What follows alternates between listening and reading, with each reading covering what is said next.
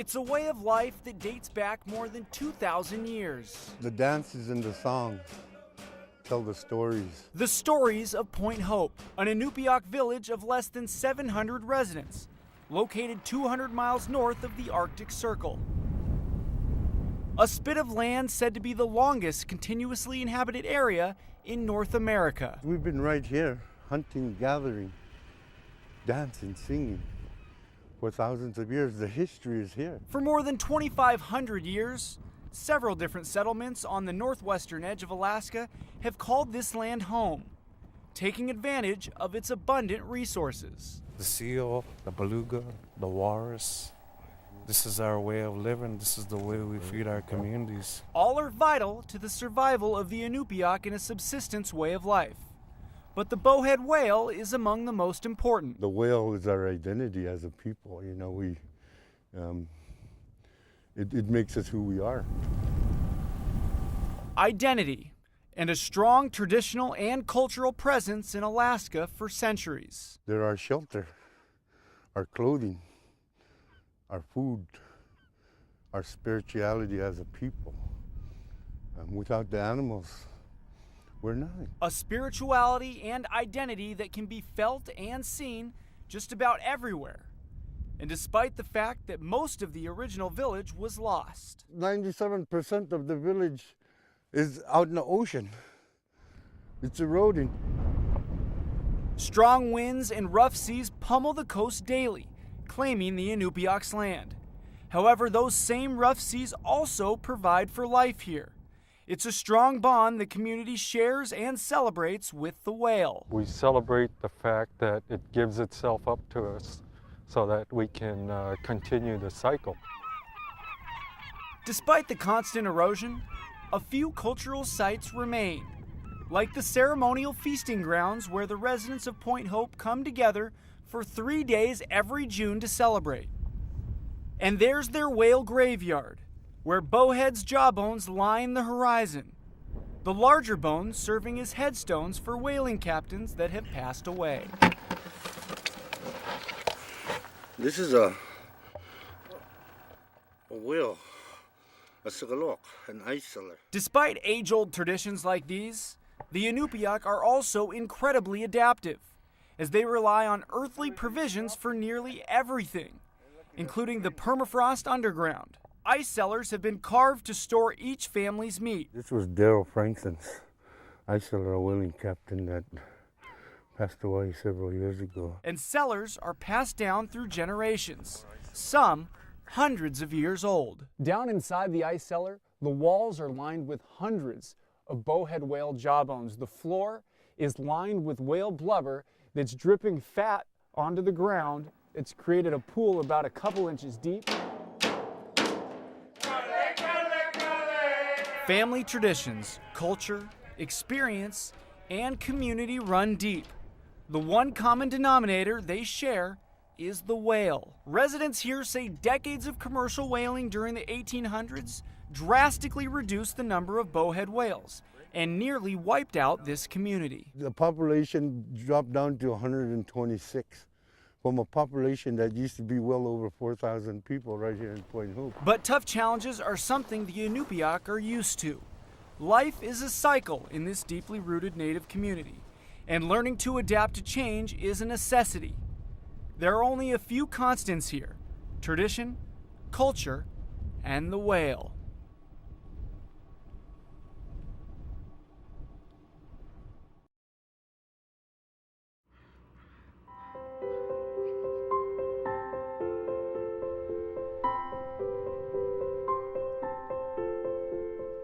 My mom and dad, my brother, my 2 boys, my sister, and her daughter. For more than 60 years, Three Saints Bay Orthodox Church has been a part of Walter Stanley's family and picturesque Old Harbor, Alaska, which is set against emerald waters and snow-capped mountains.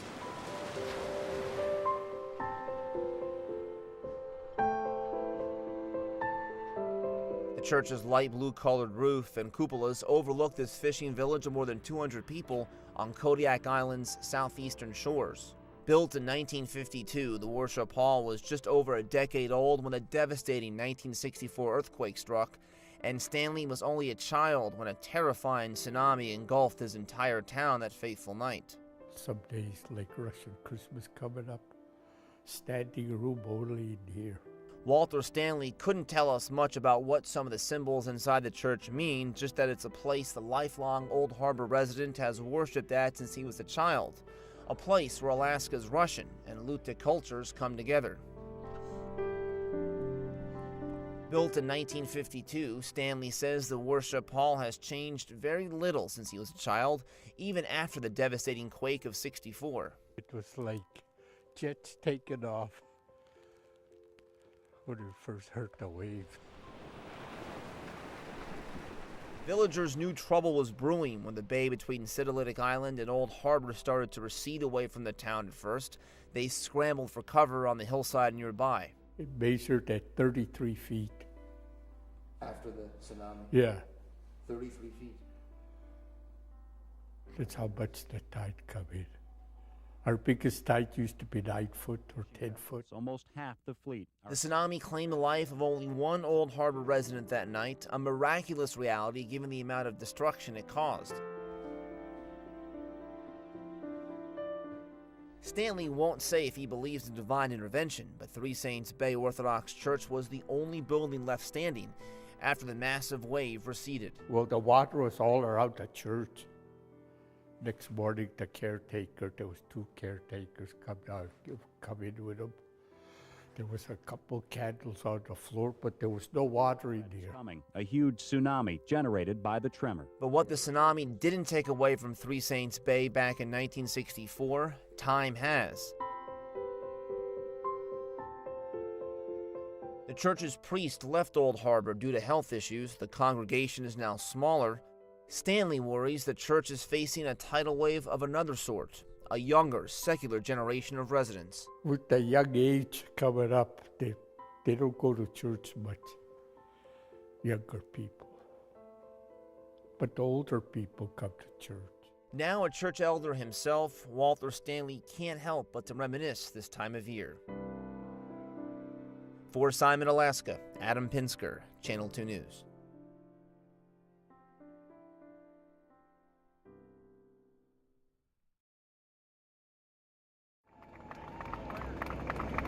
It was a royal welcome fit for a king. An Alaska Airlines pilot hoists a 32-pound Chinook before a cheering crowd at Seattle SeaTac International Airport. It's a celebration that includes the red carpet treatment as the media records the event. The king wasn't alone on the jet. Also aboard, 24,000 pounds of sockeye salmon destined for Seattle restaurants and grocery stores. For fish retailers Chris Bell and Anders Miller, the arrival of fresh Copper River salmon means big business. People that call up and they'll order a fish, one fish that's $1,000, or some people will order 5 of them, you know what I mean? And they just freeze them, cut them up, freeze them. The first salmon of the season is also big business for Copper River fishermen. Less than 12 hours earlier, they were delivering freshly caught sockeyes and kings to Cordova fish processors. When you stand this fish up and you hold that fish like that, that's what you call a fishing rigger. The first salmon of the season always commands the highest price. $4 for sockeye, and it'll be up over $6 for king salmon, which you know, the market's strong right now for both sockeye and king salmon. For one day's work, fisherman Dia Cruz will earn about $3,000 for his haul of nearly 500 sockeyes. Back in Seattle, Chef John Howie says Copper River salmon will be on his menu this weekend. It's a popular item with his diners. Well, because the river's so cold and so long that the fish put on a lot of weight and a lot of fat before they have to go up the river to spawn. And so that makes them one of the richest, most flavorful salmon you're ever going to have.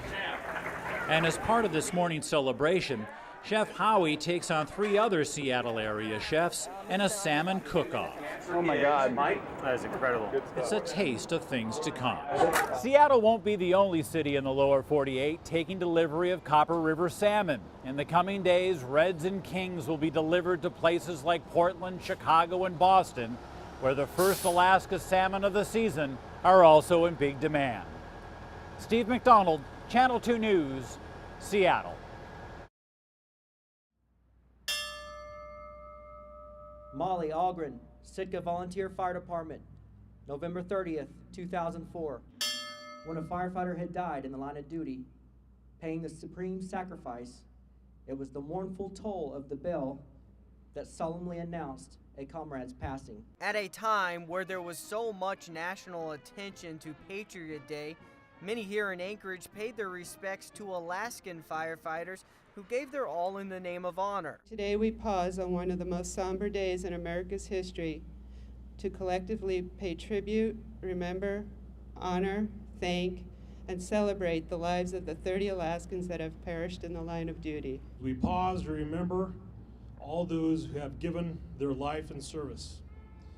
We pay honor to those today who gave the ultimate sacrifice. It was a memorial service that centered around Alaskans, but it was one that honored the fallen of 9/11 with a firefighter symbol of its own. But if you look behind me, there's 2 towers built out of ladders, and that's what 9/11 is all about. Many say 9/11 is about remembering those who paid the ultimate sacrifice.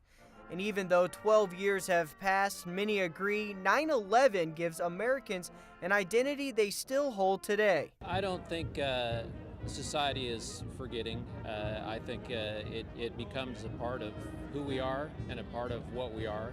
There have been significant events throughout history that may have been forgotten, but I do think they become a part of who we are as a society.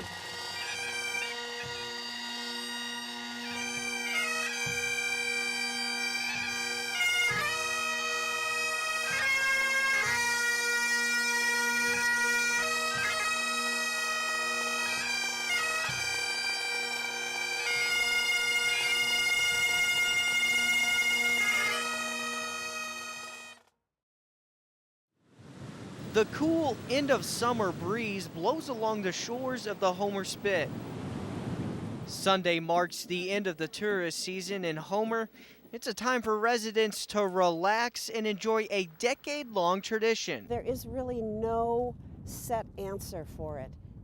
Every person that's here has a different reason for being here. It's Homer's 10th year of the community art project, The Burning Basket. A creation meant to strengthen neighborhood bonds, an experience that offers personal, reflective healing. Itself sort of represents the weaving of the landscape around us. The basket is made from natural materials gathered in Homer, but it also holds much more. I feel like I also, like them, in taking advantage of a very rare opportunity to come together with the community, to celebrate the creative process, to understand that this art is impermanent. I think heightens people's awareness. It makes them want to be here because they know the sculpture is not going to be here tomorrow. Mavis Mueller calls herself a migratory artist who brings this burning basket to many different communities across the country. This year's theme, Enjoy, could be seen all throughout the basket's art. That's mine right here. It's just in an envelope. Peter was born and raised in Homer, and he says he has always appreciated the remedial power of the burning basket. It's just an opportunity for you to just write out everything that's bothering you and then just pitch it into the fire and watch it all sort of disappear. This is Peter's first year to see his part of the basket burn away. A worry he hopes to eternally forget, but a moment he hopes to always remember. When a small plane crashed on a hill just miles from its destination, the town of Mountain Village played a big role in the rescue and recovery that followed. The passengers are from here. That's our people. And we take care of our people no matter how far the distance was, we'll be there. Mountain Village City Manager Brenda Brown knew the passengers well, including Richard and Rose Pulte, a married couple who did not survive. They were due to return home the day after Thanksgiving. Brown says although this town is grieving, there's a lot to be thankful for. You can be thankful for the ones that survived. You can be thankful even for the ones that are gone, that you got to know them throughout their lives. In a community of around 800 people, nearly everyone here has some connection to the crash victims. Paul Beans was a friend of Richard Pulte. He says he will miss Richard's friendly greetings. Every morning he'd text me, "Good morning, old-fashioned way," and then that's all he'd text, and I say, "Good morning." He says now that his friend is gone, the town is more quiet. It affected many people, including myself and my family too. Margaret Waskey says she and Rose Pulte spent a lot of time together. She didn't know her friend was on the plane until she got a phone call. All day yesterday and all day today, it felt like I wanted to cry, but I can't get it out. But yet I have her in my heart and I pray for her. As the town of Mountain Village prepares to lay several of its own to rest, friends recall those lost as family, loved to the end. Those marriage vows were powerful, for better, for worse, sickness and in health. So death do them part, but death didn't even do them part because they went together. Now that's true love. They've come mostly from the urban areas. There's been a few maybe non-attorney members that have been at some point in their life anyway in rural Alaska. My understanding actually, and I know this is true, that I am the first Tlingit representative that's represented Juneau. That on top of being able to represent the Tlingit people. There's absolutely some positive benefits for folks in Alaska, but at what cost? At what cost are we paying to create a job? We have a system that works right now. We have a ferry terminal in Auk Bay that can get us to Haines and Skagway right now. They want to build a road through Berners Bay, just a beautiful wild region.